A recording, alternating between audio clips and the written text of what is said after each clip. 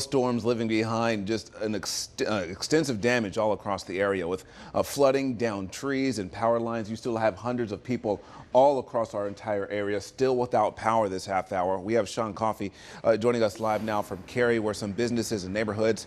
Sean, I see there's a crew behind you, likely still without power.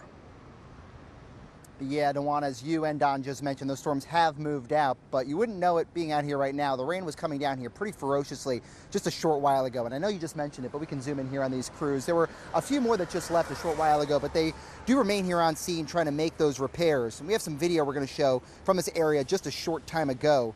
These Duke Energy crews have been working to restore power to the neighborhood after a line that line came through. And there were some down wires in this residential neighborhood. We're here at the corner of 1010 Road and Dutch Creek Drive in Cary.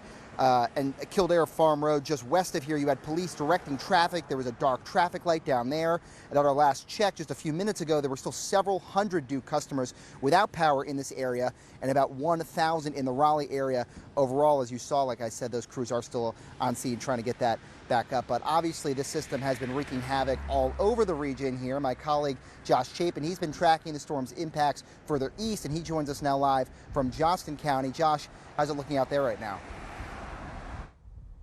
Sean, it's been quite an afternoon here in the town of Kenly for a couple of families. We're on Frank Road, which is about 10 minutes from downtown Kenly. But for you at home, I really want to show you the impact of these storms here. What we're standing in front of is a barn, or what used to be a barn. And Skeeta will walk with you now to show you what exactly happened here. This is the Scott family's barn. And then you start to see the different pieces of debris from that barn that have blown so far, and even so far as to go across the road there. If Skeeta can zoom all the way in across Frank Road, there are some cinder blocks that have gone all the way across the road.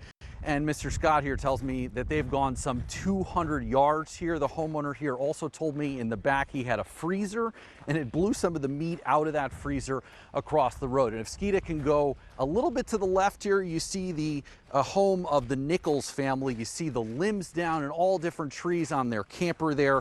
Michael feeling extremely lucky this afternoon. No one in his home was hurt, including his two kids.